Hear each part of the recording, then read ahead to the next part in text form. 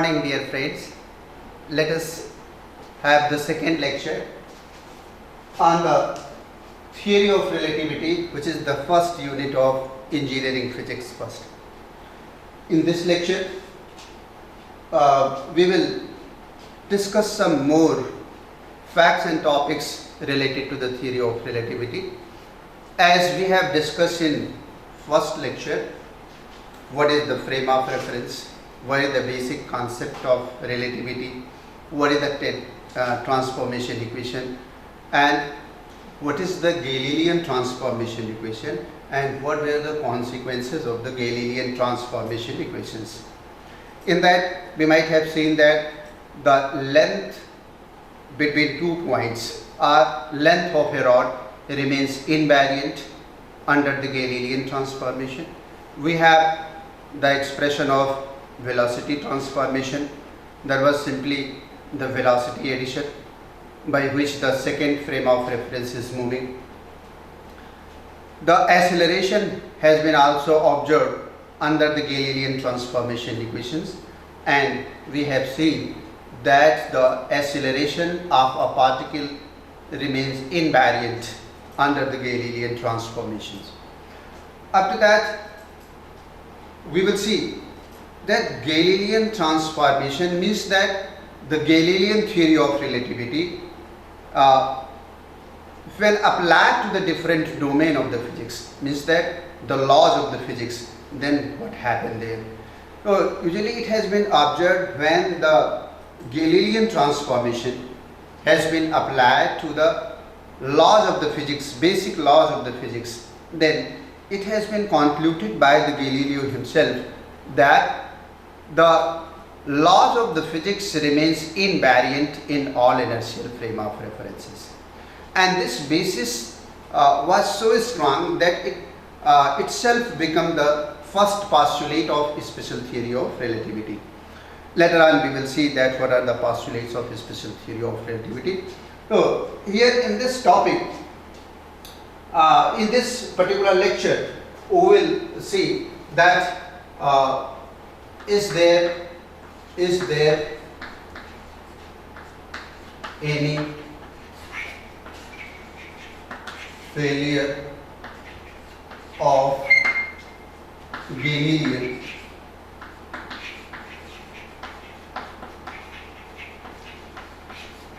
transformation or the Galilean theory of relativity?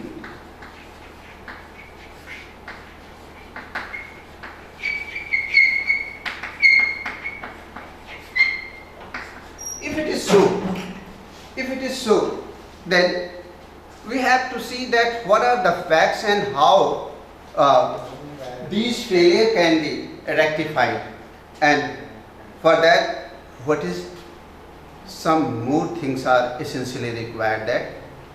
And before that we will see that the universal frame of reference, what has been suggested, in order to view all the events or in order to measure all the events, that was the ether as a universal frame of reference, and it has been considered that the entire universe has been dipped in that universal ether medium, and all the measurements has been carried out with respect to that universal ether medium. It was proposed by the different group of scientists up to this level. Now there was a task that is there is ether medium prevails or not, that must be detected, and for that the most important effort was made by the Michelson and Morley, and hence we will discuss here Michelson-Morley experiment. Michelson-Morley experiment.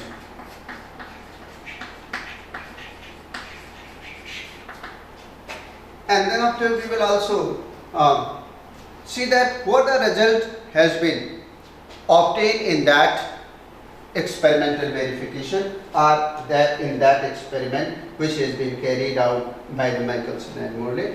So we will see there are some negative results. So we will see that what are the negative results. Negative result of Michelson-Morley experiment. Michelson-Morley experiment.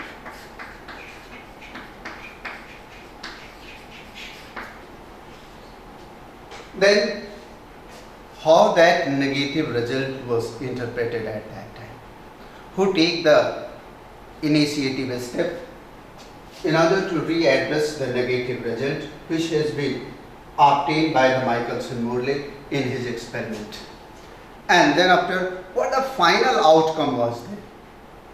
And on the basis of that, how the postulates of special theory of relativity has been predicted. So last point which we will discuss, that will be the postulates of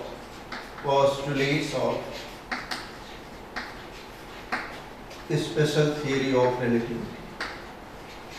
Special theory of relativity.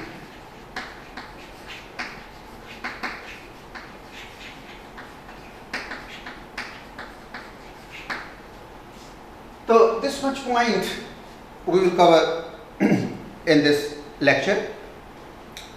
So as in this slide you will see that a great quote has been given by the Galilean himself. What he suggests actually, that is very important. We cannot teach people anything. We can only help them discover it within themselves. Means that without the self-realization, it is not possible to have anything new. And this initiative we can suggest to the people. We cannot inculcate how to have anything new or how to teach them anything new. Only they have to discover on the basis of their self-realization. As for first point, what I was taking here in this particular point, that is there any failure of Galilean transformation equations? So for that you will see here, the laws of mechanics remains invariant under the Galilean transformation equation.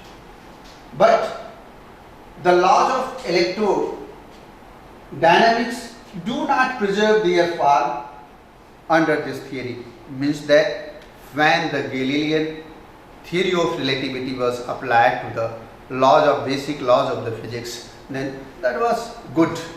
But when it was applied to the laws of electrodynamics, which has been proposed by the Maxwell himself, then the Galilean theory of relativity become helpless. The failure of Galilean theory of relativity in the case of magnetism suggests some facts which demands some new theory able to readdress the failure of Galilean theory of relativity. Means that again there is something missing, and if we will include that fact which is missing there, then we will be able to readdress the failure of Galilean theory of relativity.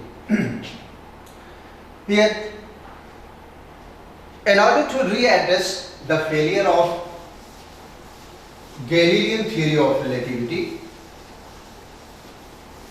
we see that what the things are required there and why this theory is failure, and how this failure suggests that something new should be there, something is missing there, and without incorporating that missing fact, we cannot have the actual theory of relativity. Yeah, relativistic theory of relativity in the real sense cannot be realized without including that missing fact which has been missed at the level of Galileo. So here, what was the situation when the theory of relativity suggested by the Galileo was applied to the different laws of the physics in the different domain? Then it has been found there The principle of relativity is meant only for the laws of classical mechanics. It is not applicable for the laws of electromagnetism. Means that first outcome was there. It seems that the theory of relativity which has been proposed by the Galileo, that has nothing to do with the laws of electrodynamics. Means that the explanation and the status of the laws of electromagnetism cannot be preserved under the theory of relativity proposed by the Galileo. It suggests that really this domain should be left and the theory of relativity suggested by the Galileo should be applied only to the classical laws of the physics. Next point was the principle of theory of relativity suggested by the Galileo is valid for the laws of classical mechanics as well as for the laws of electrodynamics, but the laws of electromagnetism need modification in accordance to the Galilean transformation. One way is here, either the theory should be corrected or the things on which it is not applicable, that particular thing or that particular principle or that particular law should be modified. So here the second option has been suggested, that it seems that this theory of relativity suggested by the Galileo is equally applicable for all the laws of the physics, including the laws of electrodynamics, subject to the condition that the laws of electromagnetism need modification in accordance to the applicability of the Galilean theory of relativity. Next suggestion was there. The principle of relativity is valid for the laws of classical mechanics as well as for the laws of electromagnetism, but the Newton's laws of classical mechanics need modification in accordance with the Galilean theory of relativity. Means that again maybe something is missing in the basic theory of the classical mechanics, and the laws should be modified in such a way that the theory should be equally applicable for the laws of classical mechanics as well as to the laws of electrodynamics and electromagnetism. But unfortunately nobody was able to modify the basic laws of electromagnetism suggested by the Maxwell, as well as nobody dared to modify the Newton's laws of motion as well as the classical laws of mechanics. So at last one more suggestion has been given, that there is the presence of universal ether medium that provides the absolute frame of reference with respect to which all the measurements are performed. Means that during the Galilean theory of relativity, it was suggested that there is the universal ether medium, and with respect to that all the suggestion, all the measurements can be carried out. Means this only universal medium is there with respect to which all the things we are taking care of, that all the measurements we are taking there. So now here the great deal of work is that we have to see that really this universal ether medium prevail or not. How to test that? Because the presence of this universal ether medium, which already in the first lecture I was discussing, if a person is in a rocket and a person at the surface of earth, then the relative motion of c as well as the v means the velocity of the rocket, and the velocity c means velocity of speed. If the observer by sitting in the rocket will see that the relative motion between the rocket as well as of the velocity of light will be equal to c minus v, and this fact is because of the presence of universal ether medium, which was suggested during the Galilean theory of relativity, and this was against this was in disagreement with the Maxwell's laws of electromagnetism, and it suggests that really there is a basic need to detect that really ether medium prevails or not. So many scientists made their effort in this regard, but the most profound idea was established by the group of scientists named as the Michelson and Morley, and for their nice work they has been granted the Nobel Prize in 1907. So what was the objective of Michelson and Morley? What they were trying to do? Actually they were trying to detect that really the presence of ether medium is there or not. For that they set up their experiment, and in their experiment they used the interferometer, simple interferometer. What is that? You will see from this ray diagram or this simple picture or simple figure. In this figure, what is the position here? This is the S, that is the source of light, and here we have a half silvered glass plate. Half silvered glass plate means that you will see that if we have this chalk, and this chalk has been divided into two parts here, backward direction, and this part has been silver and rest will be left as, means we are taking the glass in this way, means that this is the glass and the half of this portion is silver and rest of the half is the glass. So what will happen here? This part will behave as a mirror and this part will behave as a glass. So from here, if the light will start its journey, then it will strike at this glass plate.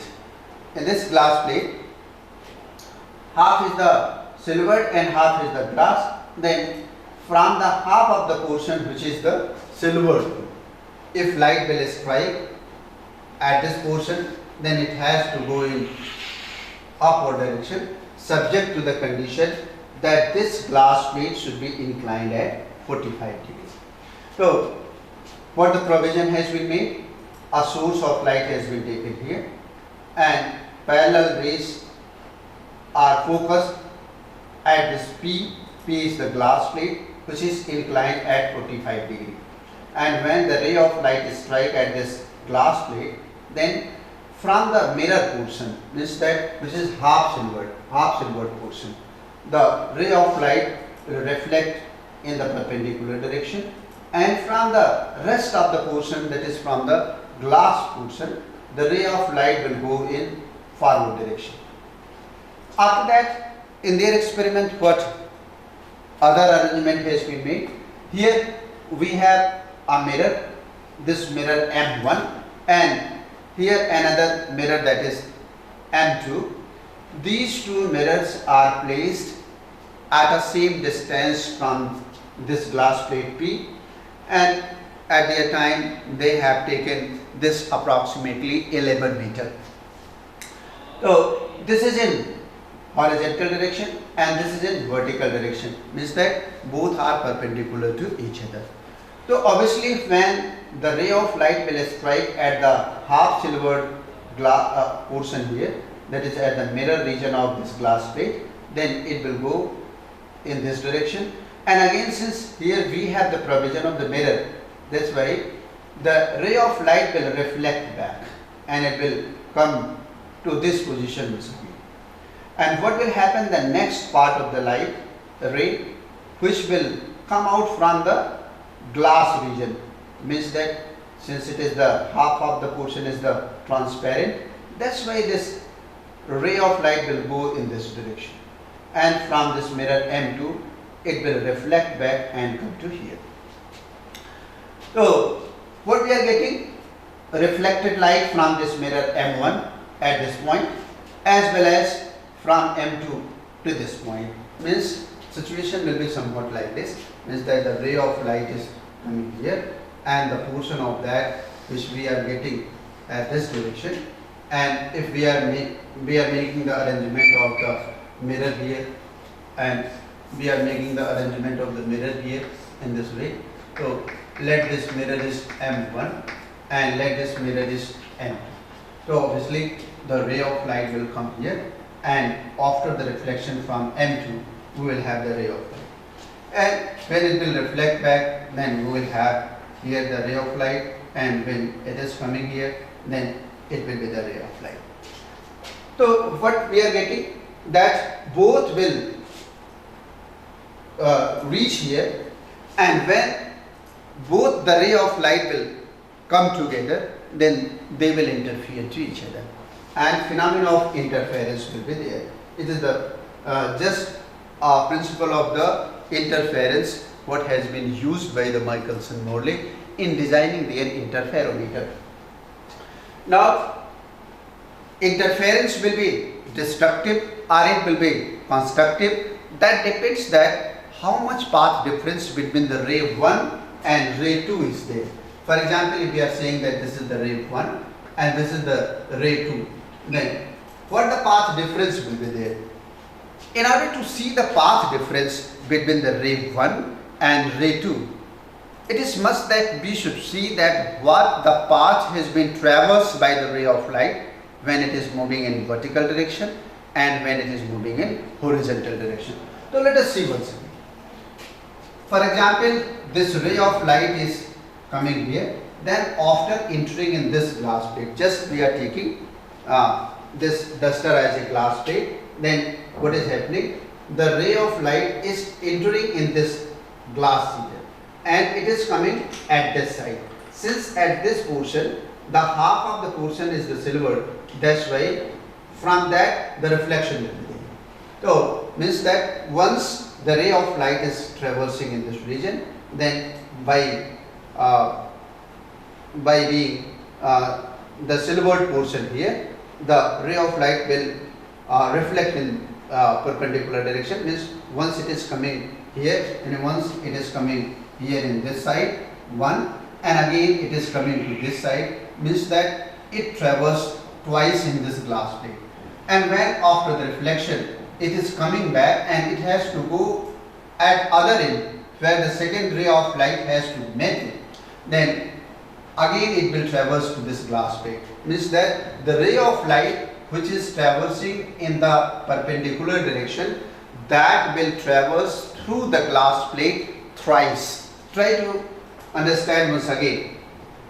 Here the ray of light is striking at this glass plate and it is entering in this glass and reaching to the other side of this glass plate, which is the half silvered glass plate, just that is behaving as a mirror. Then when it is entering and coming to this side, then one round traverse in this glass region has been completed. Then after the reflection it is moving in the perpendicular direction. Again the ray of light will traverse through this thickness of this glass region. And when it is coming back and traversing to come this side, then again it is traversing through this glass region. So ray 1 means that ray 1 traversing thrice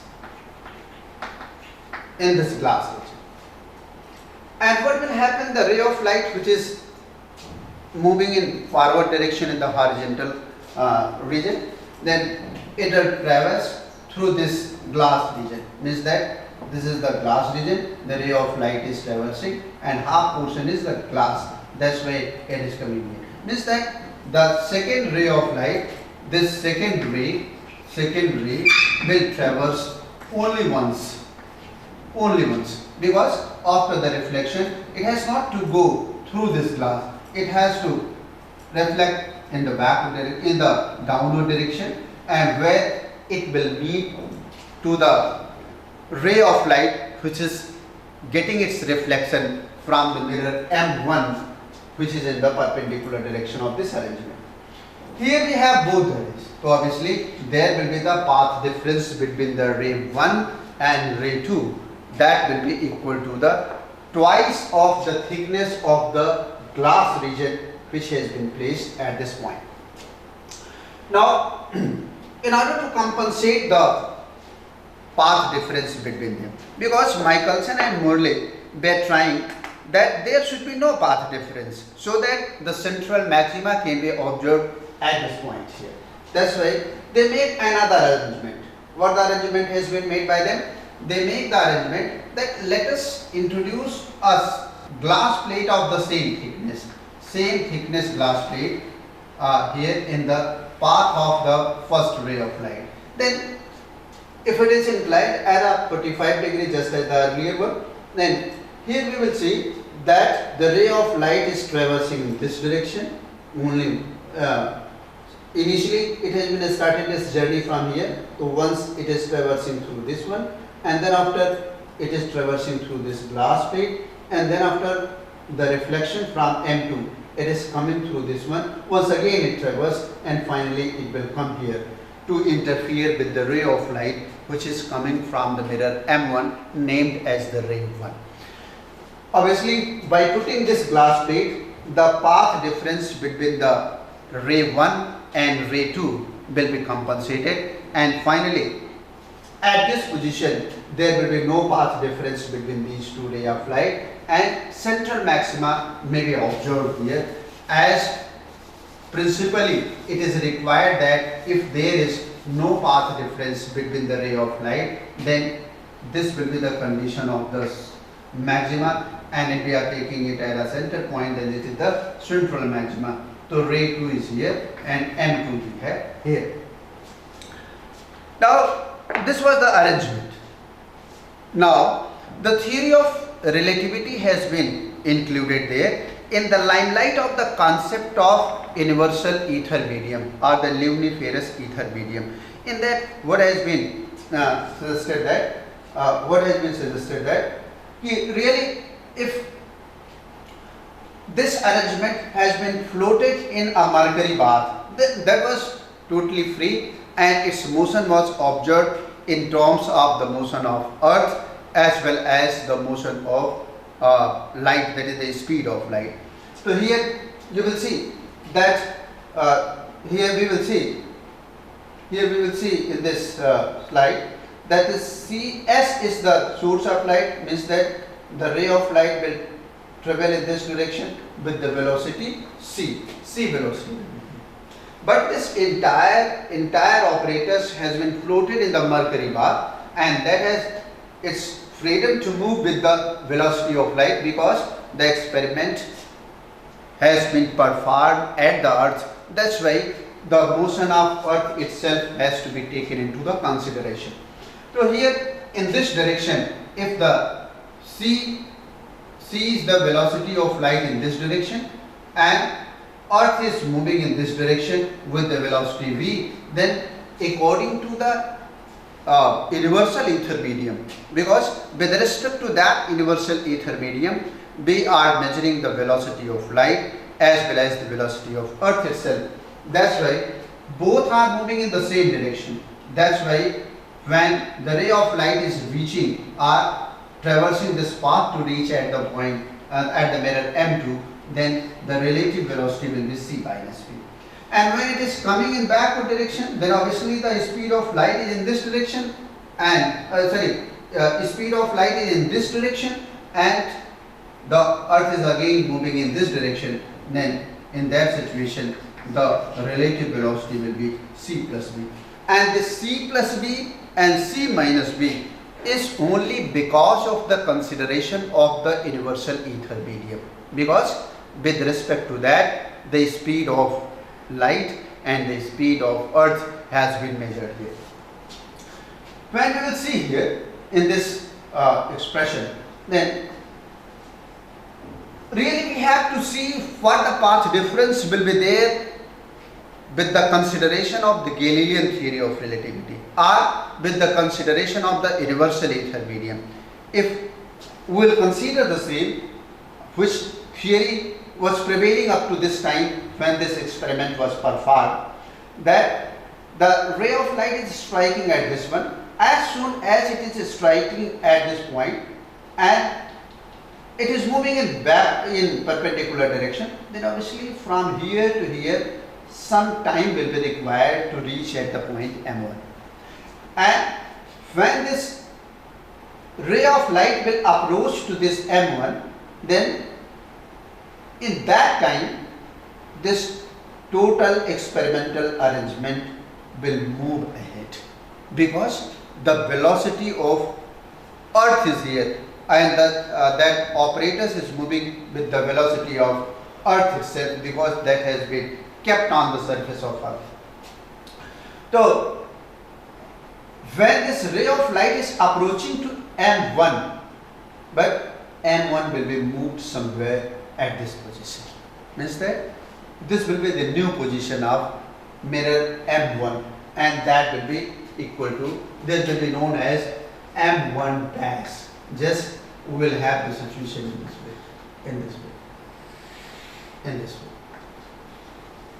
Means that rather the ray of light, if light has to reach at the mirror M1, then rather going in this direction, it has to approach in this direction, because in the time in which the ray of light will reach from here to here, this M1 will be moved to new place here, and when it will reflect back to come at the position P, then again this P will be moved to the new position. Here again you will see that when the ray of light has been reflected from this point and approaching to the mirror M1, in the time T, the arrangement will be moved from this position to this position, and this will be the new position of M1, and this will be the new position of P.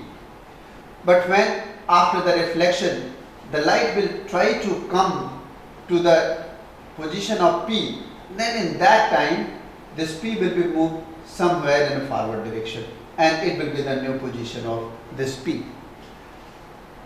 In this situation, what the time will be taken by the ray of light to traverse the entire path, that is from here to here, and then after coming to its position where the new position of P will be here. Here once P will be here, somewhere else will be the P as has been shown in that figure. Now let us try to see that what will be the time taken by the ray of light to traverse this distance. So obviously that distance can be calculated in this way. This is the initial position of P, this is the initial position of P, initial position of P, and this is new position of P, and when it is getting its reflection from the mirror M1 and reaching to this point, then it will be the next new position of P, and let it is P double dash, and here we have M1 dash. So ray of light will reach here, and the ray of light will traverse this path, and since the entire apparatus is moving in forward direction, that's why we have to write that what the distance will be, that will depend that what is the velocity of the earth itself, and this distance has been traversed in the time t, that's why it will be the velocity of light multiplied by the time. Let this vertical distance where our mirror was arranged in the start of very beginning, let this L is the length of that. So using the simple formula of right angle triangle, we can write here c square t square plus v square t square, this is equal to this c square t square is equal to v square t square plus L square. This will be true. Or simply we can write here c square minus v square multiplied by t square, this is equal to L square, or simply t is equal to L upon under root c square minus v square. This will be the time taken by the ray of light to reach from this position to the new position of the mirror M1. And here by doing this we can find that what will be the total time taken by the ray of light to traverse the displacement or the distance from this point to this point, as well as from this point to this point. Obviously what the time taken by the ray of light from P to M1 dash, the same time will be taken by the ray of light to reach from M1 to P dash. This is the new position of the glass plate P. So let the total time is T1. This T1. So this T1 will be equal to, T1 means the time taken by the ray of light from here to here as well as from here to here, total time. And that will be equal to 2T. And this 2T will be equal to L upon, if C square we will take outside, then it is under the root, that's why C will be here, and we will have under root 1 minus V square upon C square. Since this 2 is here, that's why we will write here 2. And hence this T1 will be equal to 2L upon C, and this can be written as 1 minus V square upon C square 4 to the power minus half. This will be the value. If we will have the simple binomial expansion of the same, then we can write it as 2L upon C, and this will be 1 plus V square upon 2C square, because this power will come here, and we will leave the higher terms because V square upon C square is very less.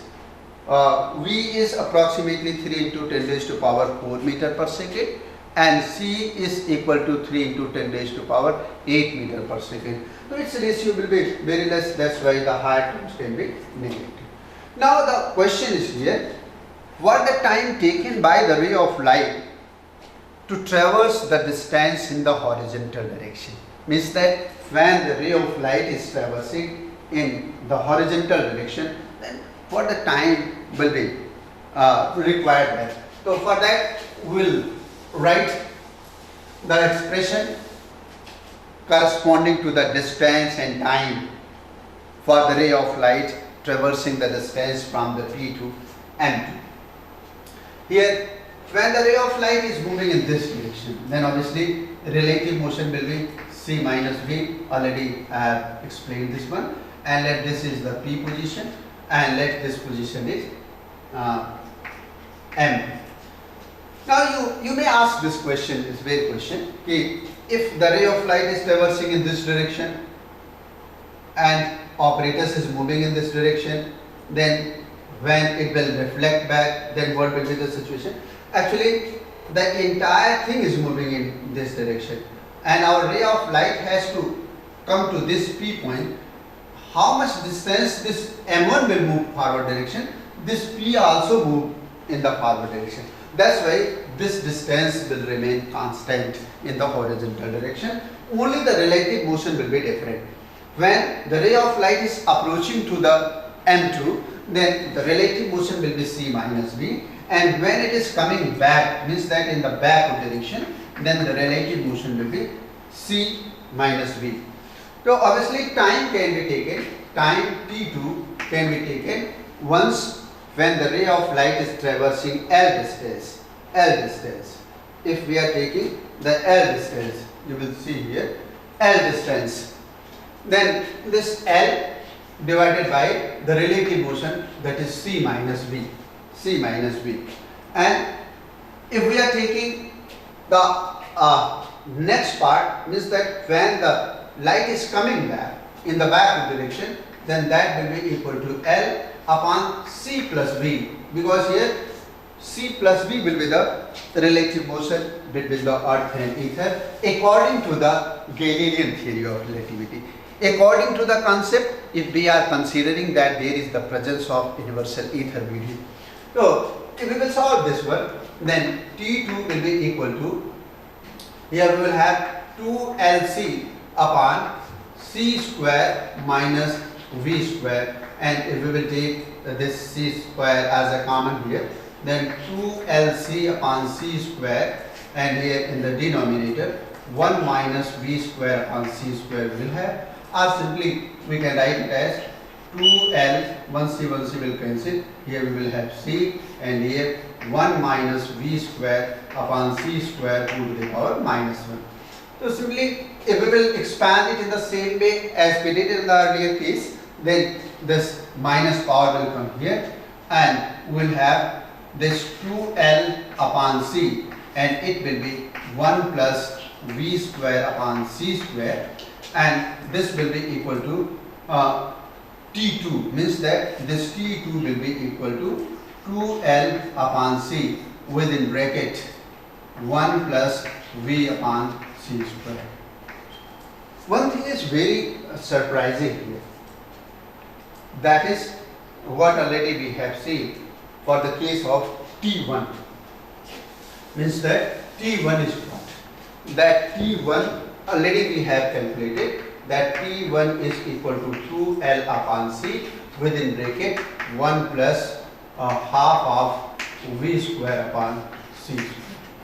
So one thing is very important to mention here. T1 and T2 are not same. Means that the time taken by the ray of light to traverse the perpendicular and horizontal path is not exactly same. If it is not same, then obviously some less or more path will be traversed by the ray of light in horizontal and vertical direction, and according to that there will be the path difference, and if path difference will be there, then according to that there will be the fringe shift in the case what already we have seen in the experimental arrangement. Here again we will see if according to this theory in which the universal ether medium is there, or according to the Galilean theory of relativity, if we will consider such motion in vertical and horizontal direction, then the time taken by the ray of light to reach at this point, either when it is moving in this direction and when it is moving in this direction. So there will be the time difference, and due to the time difference there will be the path difference between these two rays which are getting its reflection from the mirror placed in the perpendicular direction, or it has been placed at the horizontal direction. So here what the time difference is there, that is very important, because that will give the path or the gateway to find that what type of interference pattern we will see when the ray of light are coming from M1 and M2 to join or to produce the interference pattern at the position of P. Here we will calculate that what is the difference between these two, then that difference delta T, this delta T will be equal to this T2 minus T1, and this will be equal to LV square upon C square. This will be the delta T, because simply if you will minus these two, then we will have this particular way. Corresponding to this time difference, we must realize the path difference, and that path difference delta x, this delta x will be equal to C multiplied by delta T, because with the C light is moving ahead. Is that this LV square upon C square, or this LV square upon C square is very small. That's why one more precaution has been taken by the Michelson and Morley, and they rotate the experimental arrangement by 90 degree. Means that let us see the experimental arrangement once again. This experimental arrangement. Here what they suggest, actually they suggest that if this apparatus has been rotated by 90 degree means that this will come horizontal and this horizontal will come to the vertical direction. If we are saying this one, then we are considering this one, what has been suggested by the Michelson Morley, then the path difference will be in negative direction. Why negative direction? You will see that the time taken by the ray of light in this direction is more, and in this direction is less. When it will be in this direction, that the time taken by the ray of light in this direction will be more, and it will be the vertical. Then the time taken by the ray of light to traverse from here to here by being here will be less. Means that if we will calculate the path difference by rotating it 90 degree, then there will be the negative value of the path difference what we have realized here. Means that we will have with the rotation of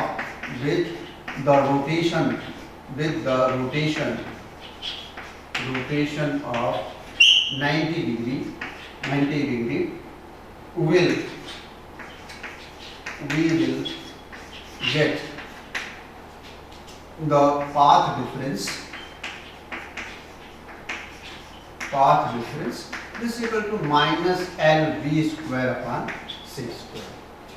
And if we will consider the entire path difference, means from first position to the rotated position, then the total path will be equal to the difference, means first position to the second position when we have rotated this apparatus by 90 degree. Then this delta x will be equal to the difference of path has been observed in first position to the second position when it has been rotated by 90 degree. By taking the difference of that, it will be the positive, and the total path difference will be equal to delta x is equal to 2L square, 2LV square upon C square. This will be the value of the path difference.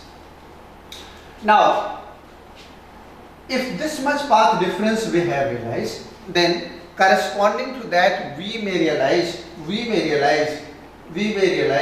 that how much fringe shift will be there, because initially this apparatus was adjusted in such a way that there should be no path difference between the ray of light coming from here and coming from here. But under the limelight of the theory of relativity proposed by the Galileo, if we will consider the situation, then there should be a path difference between these two rays 1 and 2, and according to that the fringe shift should be there, and that fringe shift we can calculate using the simple principle of interference, that the path difference should be the even multiple of lambda by 2 if we are considering the phenomena of constructive interference, and according to that we can find that what will be the fringe shift there. And for that you will see here path difference means that delta x, this path difference, and this should be equal to the even multiple of lambda by 2, that is n lambda, and here delta x we have calculated that this is equal to 2LV square upon C square. This should be equal to n lambda, or simply number of the fringe shift should be observed here, that is n is equal to 2LV square upon C square multiplied by lambda. This C square multiplied by lambda. This should be the value. Now let us try to calculate that what we will have the value. How much fringe shift will be there? In order to calculate that fringe shift, let us put the values of all the parameters which is required here. If you will put here, then n is equal to 2, and here initially I told you people that 11 meter has been considered as the position of m1 and m2, and this v is equal to 3 into 10 raised to power 4 meter per second, and here it is square, and below here we will have 3 into 10 raised to power 8 meter per second, that is the speed of light square, multiplied by the wavelength. Means that with what wavelength we are doing this experiment. If we are taking the wavelength in the monochromatic range, that is equal to the sodium light 5890, or nearby to that in the visible ray. Here that has been taken 5300 angstrom, and that is 5.3 into 10 raised to power 7 meter. And finally, if we will calculate this one, then this value will be equal to 0.4151. This should be the fringe shift, and this was the expected fringe shift in the experiment of Michelson-Morley experiment, then they were trying to realize that really this much fringe is there or not. And in their experimental verification, what they found, that was surprising, very much surprising, that there is no fringe shift observed experimentally. Initially, they were a little bit confused for this point, that why we are not getting the fringe shift. According to the theory, we must have the fringe shift for that, but we are not getting there. They repeated their experiment at the different places in the different season, but at all the time they got the same result, that there was no fringe shift in their experiment. And finally they declared that we got the negative result. Negative result means that we got the result which is against to the proposed theory.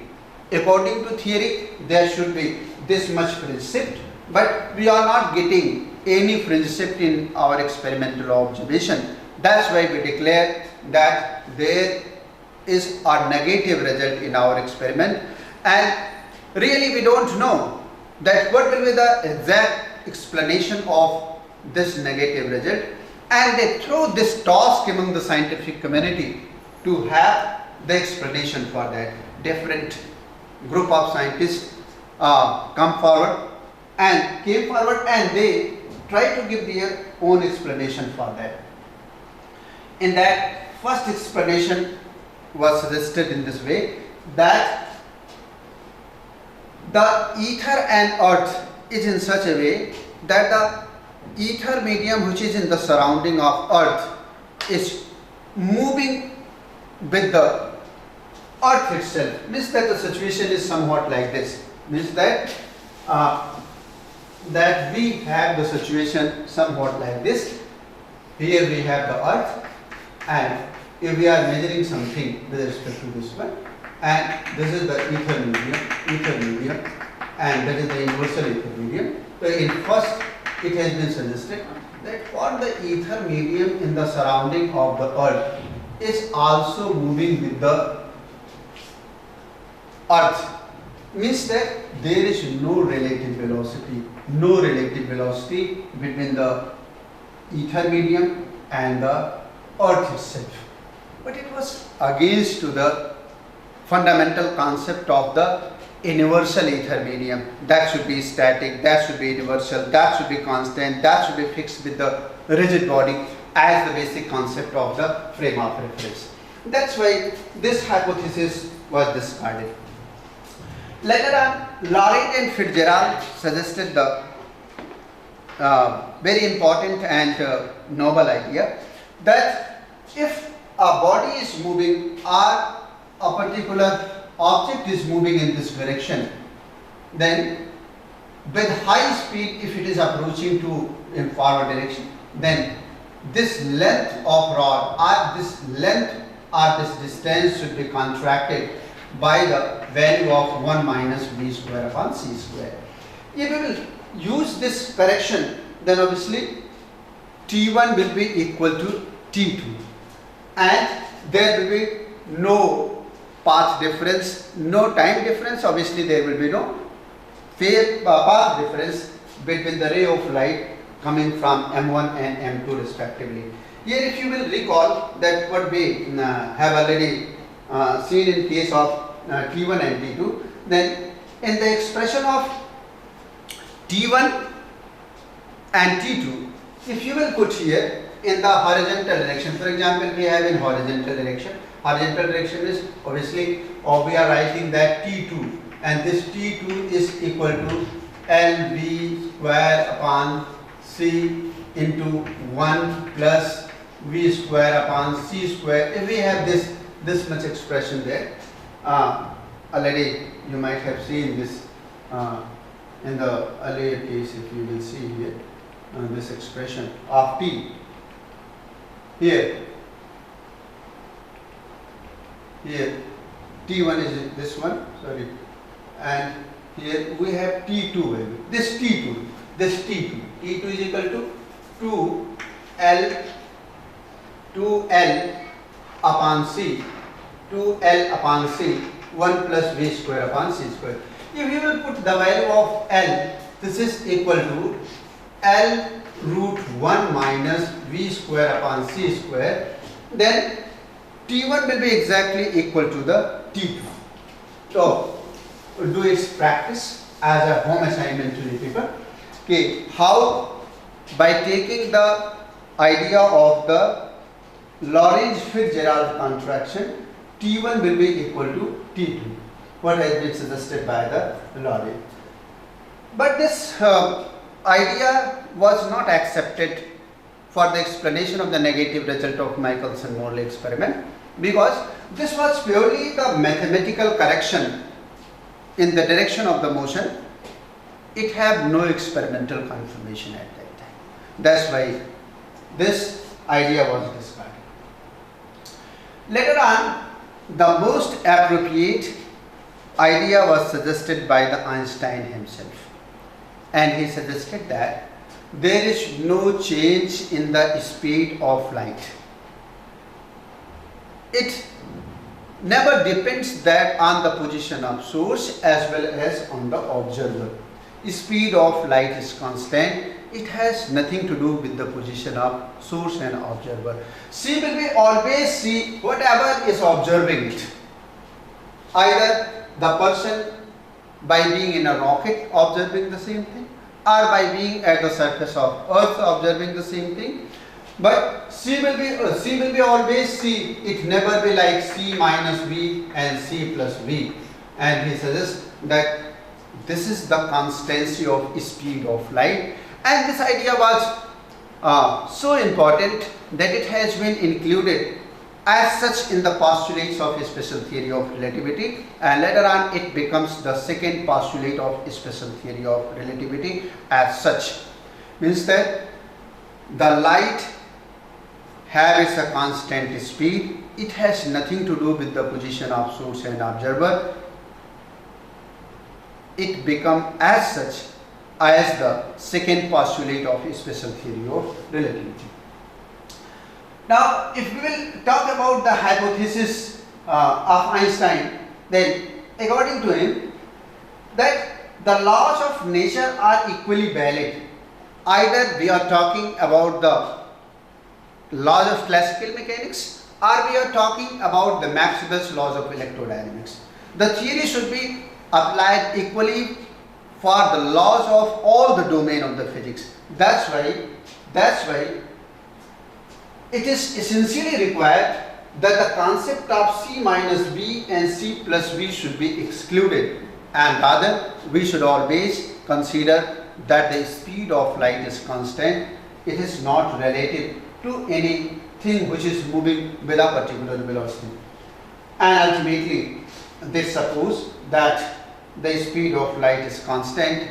It has nothing to do with the position of source and observer. For example, here we have this particular figure, and this rocket is, person in the rocket is moving with V, and flash of light is moving with C. Then the relative motion between these two will be observed by the person at the surface of earth.